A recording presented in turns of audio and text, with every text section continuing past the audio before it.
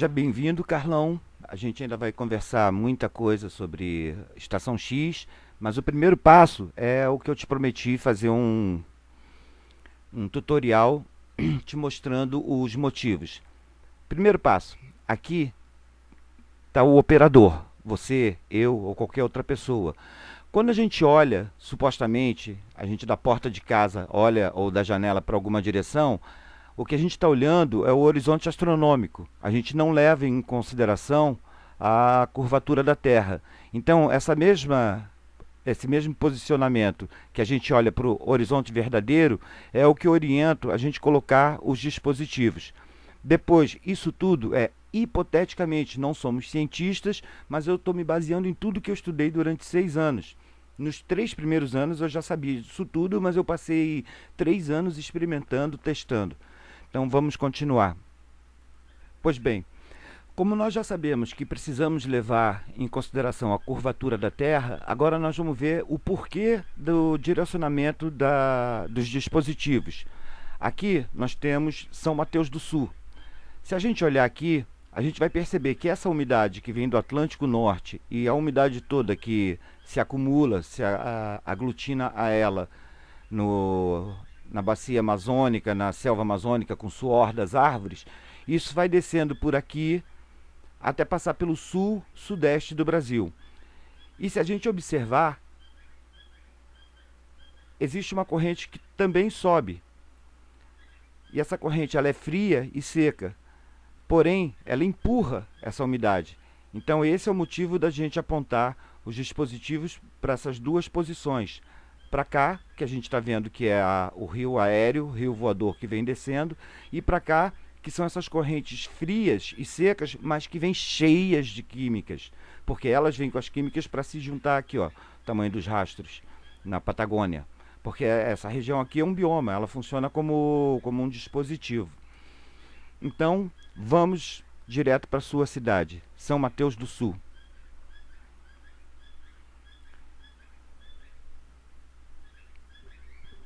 O enquadramento dessas ruas é o mesmo enquadramento da sua.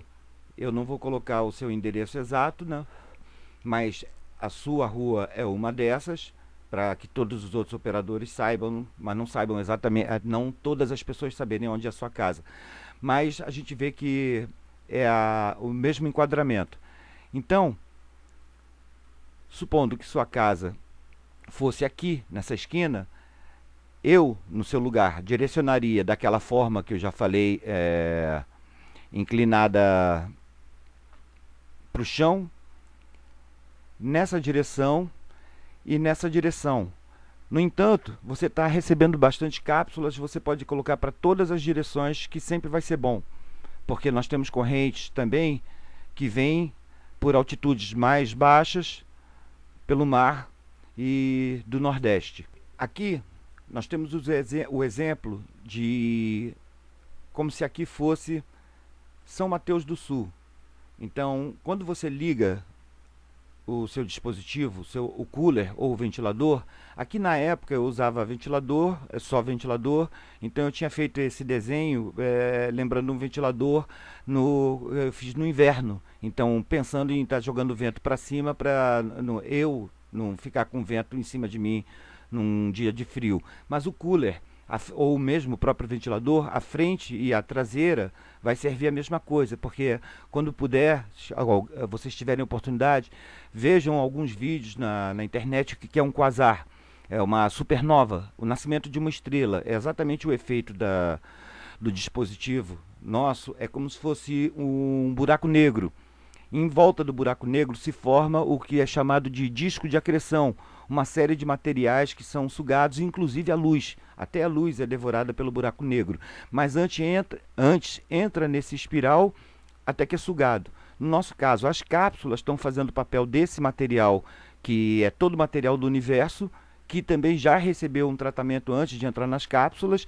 E quando elas giram em altíssima velocidade, o que ocorre? Ocorre um caos absoluto aqui no centro. Quando ocorre esse caos, ele ejeta o mesmo sistema, que a gente chama de unidade matriz, ele ejeta em forma de bolhas para essas duas direções, que é o que no caso de um quasar seriam os raios cósmicos. Por isso que a gente fala, é como se você fizesse o dispositivo fosse um espelho que estivesse capturando a luz das estrelas e de dia a luz do Sol.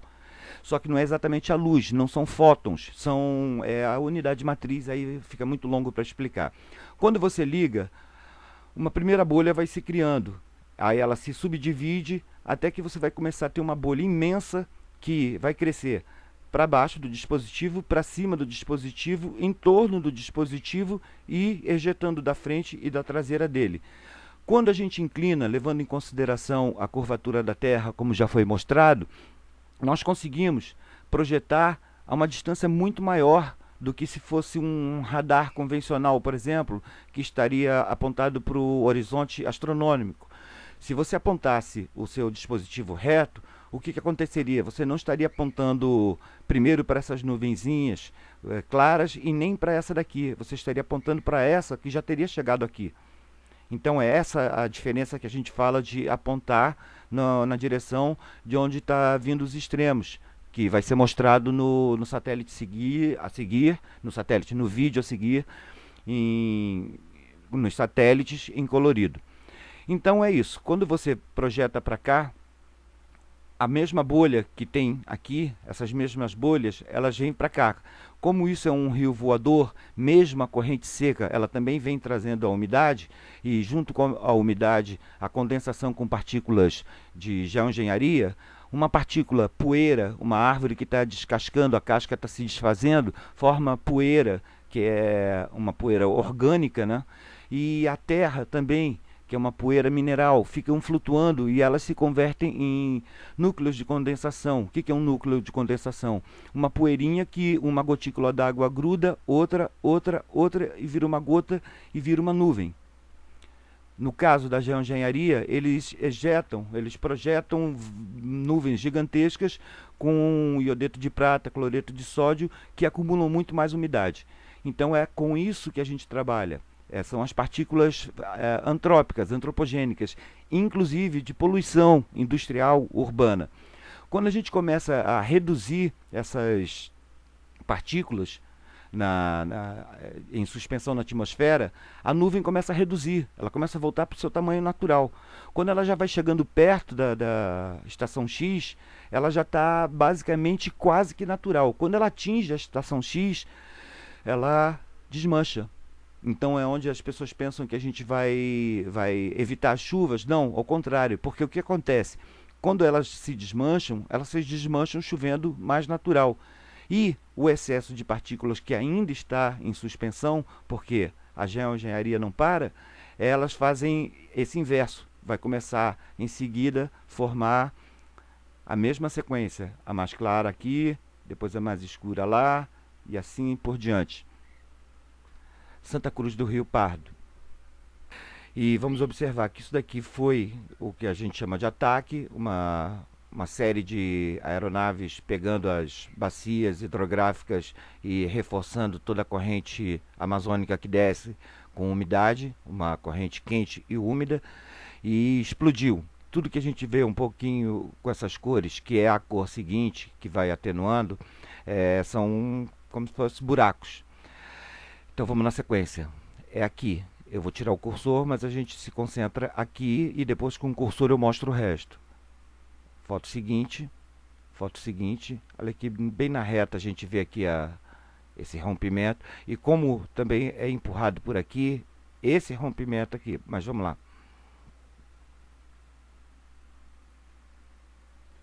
Agora o que a gente observa? Que isso é contínuo. Isso já está vindo na direção de Santa Cruz do Rio Pardo. Se a gente observar, é essa aqui. Já fizeram uma segunda preparação.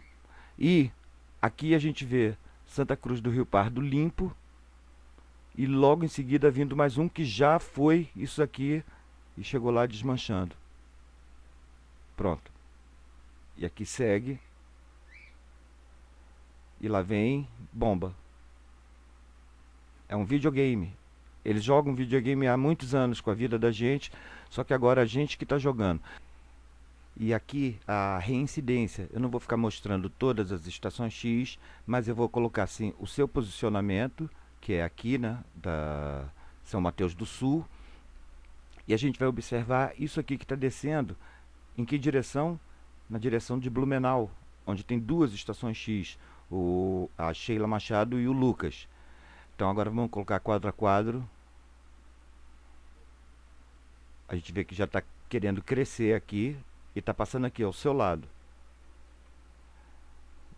E está seguindo para lá e já começou a desmanchar. E já diminuiu mais ainda. E mais ainda. Até aqui clareia bem. Agora vamos ver isso em movimento e mais distante. A gente vê a bomba desarmar antes. Por quê? Porque ele está apontado, inclinado para cá, sempre esteve há bastante tempo, e o outro inclinado para cá. Por quê? Se a gente observar aqui, ó, por que existe essa barriga aqui? Porque a corrente fria e seca, ela empurra essa umidade. Por isso que a gente fala que se nada ocorrer de tão grave aqui, a gente consegue ajudar a contribuir com a natureza, não a gente fazendo, mas contribuir com o próprio ciclo natural de empurrar mais umidade para o Nordeste. O Nordeste é realmente uma região para ser seca, mas não do jeito que está. Agora vamos ver que legal, agora vocês vão ver que legal a situação final disso tudo. Porque a gente vê as bombas descendo, né? A da Isabel em Santa Cruz do Pardo, como a gente, Santa Cruz do Rio Pardo, como a gente já tinha mostrado. Aqui as bombas para Blumenau. Aqui a Zulmira e a Adriana, mas aqui a gente vê que passa bem em cima da Zulmira. E tem uma pessoa que é ingrata, mas eu falei, a gente sempre vai saber, a pessoa pode não ter um caráter muito elevado, mas a gente vai acabar observando aqui, ó. Então, o que a gente vai ver? Uma coisa importantíssima, tudo se desmancha aqui, né? Mas volta a se condensar, como eu sempre expliquei. Por quê? Porque é um excesso de partículas. Nós não estamos salvando o mundo, nós estamos simplesmente mostrando os fatos recorrentes. Isso é ciência, é observação. Não somos presunçosos, prepotentes, ao ponto de falar que nós somos os salvadores do mundo. Mas que isso é interessante olha que vem para a Zulmira, grande colaboradora e operadora, até que a gente vai ver o funilzinho aqui, o ralo. Não um ralo de que acumule, mas um ralo que vai jogando fora a sujeira. Então isso aqui é o resultado. É lógico, né? Na televisão tem outros nomes, mas é o espiral sendo reconstituído de limpeza da atmosfera. Então hoje o ralo está aqui.